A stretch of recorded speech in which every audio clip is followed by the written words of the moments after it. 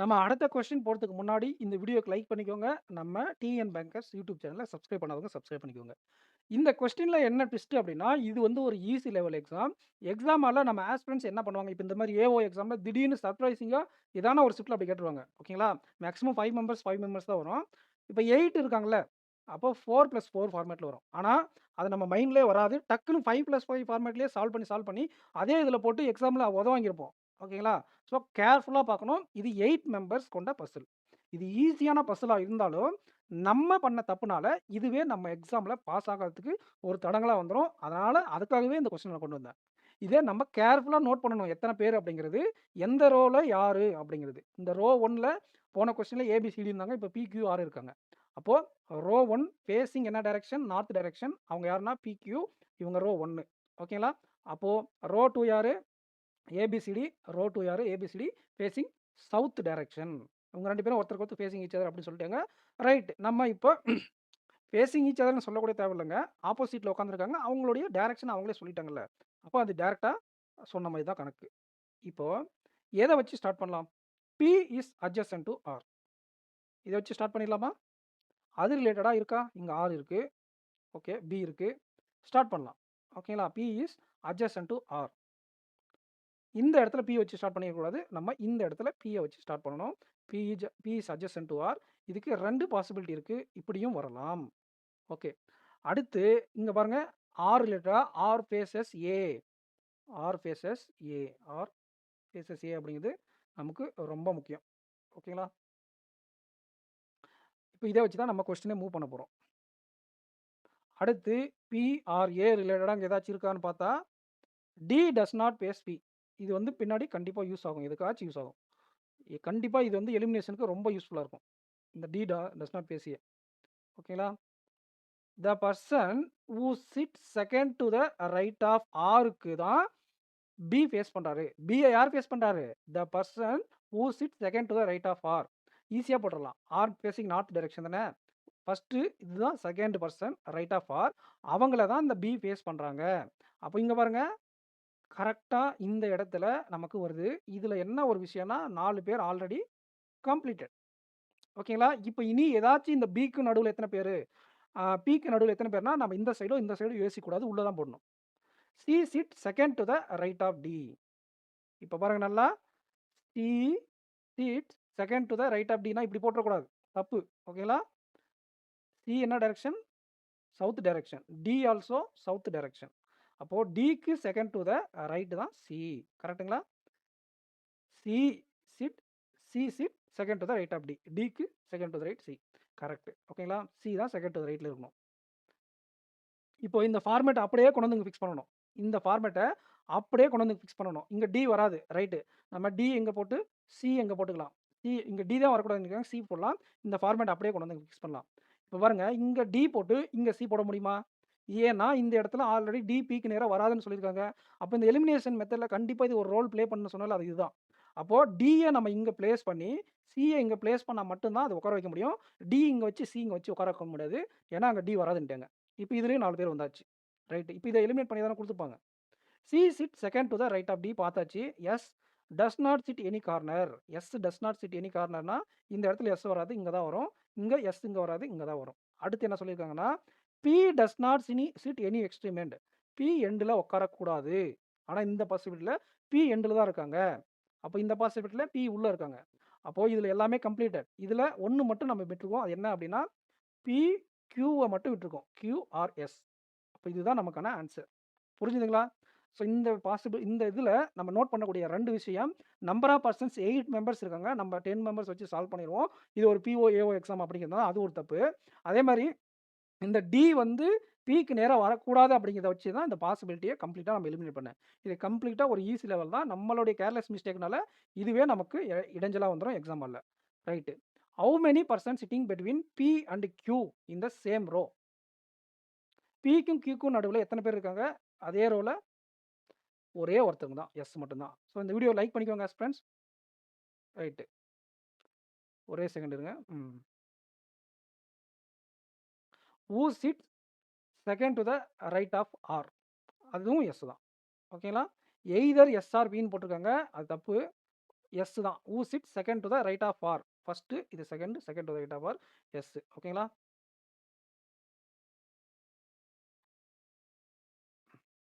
அடுத்த கொஸ்டின் போயிடலாம். Who sits immediate left of B. Who sits immediate left of B. B இங்க இருக்காங்க. Immediate left of பினா C கிடையாது. அந்த சைடில் பார்க்கணும். சவுத் டைரக்ஷன் அப்படிங்கிறதால டி தான் நமக்கான ஆன்சர். So D. ஓகேங்களா? அது நமக்கு அந்த பெண்ணுக்கும் இந்த பெண்ணுக்கும் கன்ஃபியூஷன் ஆகுது. ஓகேங்களா? சரி, அடுத்த question. How many person sitting between B and D. How many person sitting between D B and D. None. யாருமே கிடையாது அவங்களுக்கு நடுவில். கரெக்டு தானே? எக்ஸாம்பிளில் நம்ம இப்படி பண்ணக்கூடாது. ஒரு டைம் இப்படி ஆன்சர் பண்ணோம் அப்படின்னா ஆன்சர் பண்ணிட்டு போயிடணும். இதுவும் எக்ஸாம்பிளில் நீங்கள் பண்ணக்கூடிய தப்பு தான். 1க்கு 2 டைம் செக் பண்ணுவீங்க. ஓகேங்களா? Find the odd man out. Aspirants, இதுக்கான ஆன்சர் என்ன, 10th கொஸ்டினுக்கான ஆன்சர் என்ன அப்படிங்கிறத நீங்கள் கமெண்ட் செக்ஷனில் கமெண்ட் பண்ணுங்கள். இதில் ஒன்று வித்தியாசமாக இருக்கும். அது என்ன அப்படிங்கிறத நீங்கள் யோசிச்சு கமெண்ட் செக்ஷனில் கமெண்ட் பண்ணுங்கள். நம்ம அடுத்த கொஸ்டின் போயிடலாம். ஓகே, இதில் என்ன சொல்கிறாங்க அப்படிங்கிறத நம்ம யூஸ்ஃபுல்லாக எழுதுகிற மாதிரி எடுத்து எழுதிடலாம். First 10 members. ஓகேங்களா? யூஸ்ஃபுல்லாக நம்ம ஃபஸ்ட் சால்வ் பண்ணோம் அந்த 10 மெம்பர்ஸ். ரோ 1ல் யார் இருக்காங்க? பி. B serious. ரோ 2ல் யார் இருக்காங்க? கேஎல்எம்என். என்ன வித்தியாசமாக இருக்குது? நம்ம ஏ பி தானே பார்த்தோம். அப்போ இந்த கொஸ்டினில் நான் உங்களுக்கு என்ன சொல்ல வரேன் அப்படின்னா, ஓகேங்களா, இந்த கொஸ்டினை உங்களுக்கு ஏன் எடுத்து கொண்டு வந்திருக்கேன் அப்படின்னா, இதை வந்து நீங்கள் இப்போ எழுதிக்கோங்க. எக்ஸாம்பிளில் கன்ஃபியூஷன் ஆகக்கூடாது. அதனால் ரோ 1ல், ஓகேங்களா, ரோ 1 ஃபேஸிங் நார்த் டைரக்ஷன் தானே. ரோ 1ல் யாரெல்லாம் இருக்காங்க? ரோ 1ல் பிக்யூஆர்எஸ்டி, பிக்யூஆர்எஸ்டி இதெல்லாம் எடுத்து எழுதிக்கோங்க. ரோ 2ல் யார் இருக்காங்க? இது எழுதிக்கோங்க. ரோ 2ல் உங்களுக்கு கேஎல்எம், கேஎல்எம்என்ஓ இது எடுத்து எழுதிக்கோங்க. நேரம் இந்த மாதிரி வித்தியாசமாக இருக்குல்ல. ஏபிசிடினா பிக்யூஆர்எஸ்டி சம்மந்தமே இல்லாமல் இருக்குது. நம்ம யோசிச்சு போட்டுருவோம். எக்ஸாம்பிளில் இது குழப்பி விட்டுரும். அதனால் இப்படி எடுத்து எழுதிக்கோங்க. பார்த்து பார்த்து நம்ம சால்வ் பண்ணிக்கலாம். ஓகேங்களா? ரைட், இதுதான் கொஸ்டினில் கொடுத்துருக்காங்க. R is facing immediate neighbour of O வச்சு ஸ்டார்ட் பண்ணலாமா? R O, O middle of the row. Super. இதை வச்சு எக்ஸாக்டாக ஸ்டார்ட் பண்ணலாம். அதுக்கு அடுத்து எதனா ரிலேஷன் இருக்கா? இருக்குது. Only 1% sitting between R and S. சரிங்களா? Middle of the row. இப்போ நீங்கள் மிடில் ஆஃப் த ரோ வச்சு ஈஸியாக ஸ்டார்ட் பண்ணலாம். இப்போ பாருங்கள், ஏன் ஓ எடுத்து இங்கே எழுத சொன்னேன் அப்படின்னா, நம்ம ஆளுங்க ஓ அப்படிங்கிறது ஏபிசிடிலே வரல. அப்போ ஓங்கிறது இந்த இடத்துல வரும் அப்படின்னு நம்ம எடுத்து எழுதிருவோம். ஆனால் ஓன்றது இந்த ரோவில் வர்றது. அதனால தான் அதை பார்த்து எடுத்துட்டு தான் எழுத சொன்னது. மிடில் ஆஃப் த ரோ எத்தனை பேர் மொத்தம்? 5 பேர். ஸோ இந்த சைடு 2 பேர், இந்த சைடு 2 பேர். ஸோ கண்டிப்பாக நமக்கு பாசிபிலிட்டி இல்லாமல் இந்த கொஸ்டின் இருக்காது. ஸோ இங்கேயே எழுதி வச்சுப்போம். O middle of the row போட்டாச்சு. R facing immediate neighbour of O. ஓக்கு இமிடியேட் நெய்பர் ஆர் ஃபேஸ் பண்ணுறாங்க. Either left or right. ஓகேங்களா? ஆருக்கு இமிடியேட் நெய்பர் ஓ, இங்கேயும் ஆருக்கு இமிடியேட் நெய்பர் ஓ. இதுதான் 2 பாசிபிலிட்டி. ஓகேங்களா? Super. S it third to the left of T. இதுக்கு சம்மந்தம் இல்லை. நம்ம இந்த ஓ ஆர் ரிலேட்டடாக என்னென்ன இருக்குன்னு பார்க்கலாமா? Only 1% sitting between R and S. இங்கே ஆர் போட்டாச்சா? எஸ் இந்த சைடு கொண்டு போக முடியாது. ஒன்லி இந்த பக்கம் தான் கொண்டு போக முடியும். R and S, R and S. இப்போ இந்த எஸ் ரிலேட்டடாக ஏதாச்சும் இருக்கா? இல்லை ஆல்ரெடி ஓ ரிலேட்டடாக ஏதாவது மிஸ் பண்ணிக்கோங்க பார்க்கலாமா? அப்படியே பார்த்துட்டு வந்தால் S sit third to the left of D.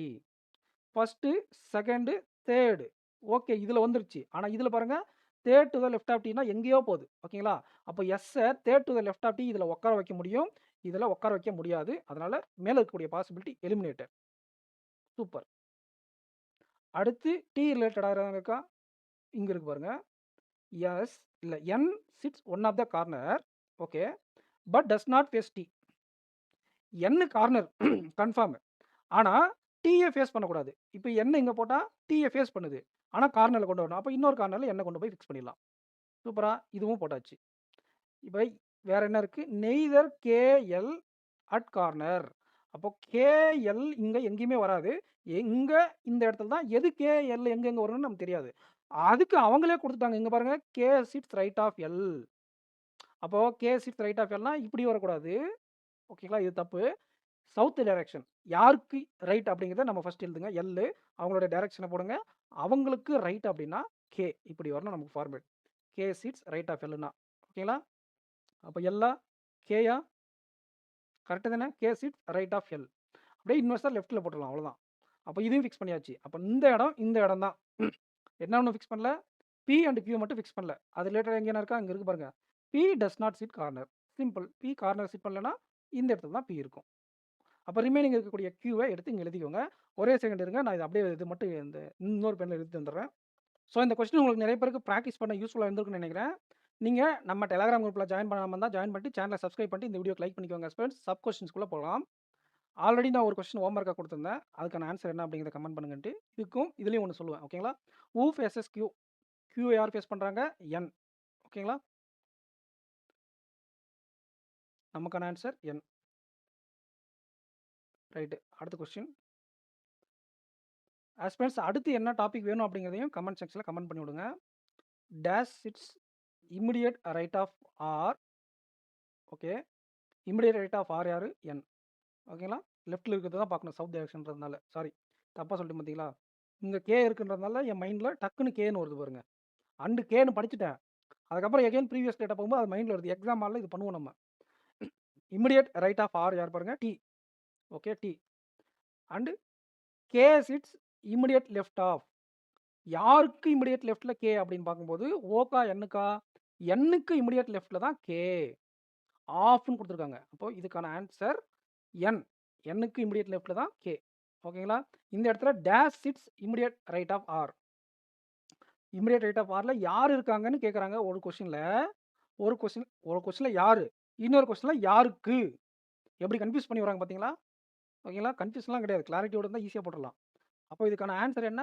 D and N respectively. T and N respectively இருக்கட்டும். அங்கே என் கமா டீன்னு கொடுத்துருக்காங்க. அப்போ நம்மளுங்க அதையும் ஆப்ஷன் ஏல வேறு இருக்கா, ஸ்க்ரால் பண்ணி பார்க்கறதுக்கு பதிலாக அப்படியே அட்டன் பண்ணிட்டு வந்துருவாங்க. அது தப்பு. டி அண்ட் என் ரெஸ்பெக்டிவ்லி தான் போடணும் நம்ம. ஓகேங்களா? அடுத்து, how many persons it between M and K. எம்முக்கும் கேக்கு நடுவில் எத்தனை பேர் இருக்காங்க? 2 பேர் இருக்காங்க. 2. ஓகேங்களா? ஸோ இதுவும் ஒரு ஹோம்ஒர்க் கொஸ்டின் தான். இதை பார்த்தலாம் அதுக்கப்புறம். How many persons are sitting to the right of L. L இங்கே இருக்காங்களா? என்ன டைரெக்ஷனில் ஃபேஸ் பண்ணியிருக்காங்க? South direction. அப்போ இவங்க ரைட்டுனா இப்படி பார்த்துட்டு வரணுமா? 1 2 3. அப்போ நமக்கான ஆன்சர் 3. இதுக்கான ஆன்சர் 3. ஆனால் நன் ஆஃப் திஸ் தான். இதில் ஆன்சர் இல்லை. ஓகேங்களா? ரைட்டு. இப்போது நீங்கள் இந்த கொஸ்டினுக்கான ஆன்சர் என்ன அப்படிங்கிறத யோசித்து கமெண்ட் செக்ஷனில் கமெண்ட் பண்ணுங்க. ஓகேங்களா? நீங்கள் இதை ஒன்ஸ் அகேன் நீங்கள் இந்த பஸ்ஸில் சால்வ் பண்ணிவிட்டு 14th கொஸ்டினை நீங்கள் சால்வ் பண்ணாலும் சரி, இது கொஸ்டினு, இதை ஃபஸ்ட்டு சால்வ் பண்ணுங்கள். இது வந்து சப் கொஸ்டின். இதற்கான ஆன்சரை கமெண்ட் செக்ஷனில் கமெண்ட் பண்ணுங்கள். ஸோ இந்த பஸ்ஸில் நீங்கள் சால்வ் பண்ணிவிட்டு இந்த செட்டுக்கான சப் கொஸ்டின், இந்த ஆட் மேன் அவுட், இதை கமெண்ட் செக்ஷனில் கமெண்ட் பண்ணுங்கள் ஹஸ்பண்ட். ஸோ நம்ம சேனலை சப்ஸ்கிரைப் பண்ணிக்கோங்க. நம்ம டெலகிராம் குரூப்போடைய லிங்க் கமெண்ட் செக்ஷனில் கொடுத்துருக்கேன், ஜாயின் பண்ணிக்கோங்க. அண்ட் உங்களுக்கு ஏதாச்சும் ஃபீட்பேக் இருக்குது அப்படின்னா இந்த வீடியோவில் கமெண்ட் பண்ணுங்கள். அடுத்து என்ன மாதிரி வீடியோஸ் கொண்டு வரணும், இந்த வீடியோ யூஸ்ஃபுல்லாக இருந்ததா, இன்னும் கொஞ்சம் வேகமாக போகலாமா, இல்லை வேறு டைப்பில் உங்களுக்கு என்ன வேணுமோ அதை கமெண்ட் செக்ஷனில் கமெண்ட் பண்ணுங்கள். நான் அப்கமிங் வீடியோஸில் 1 by 1 உங்களுக்கு கவர் பண்ணி கொடுக்குறேன். ஸோ நெக்ஸ்ட் வீடியோவில் மீட் பண்ணலாம் ஃப்ரெண்ட்ஸ். தேங்க்யூ. அண்ட் உங்கள் ஃப்ரெண்ட்ஸுக்கு நிறைய மறக்காமல் நம்ம சேனல் ஷேர் பண்ணி விட்டுருங்க. தேங்க்யூ.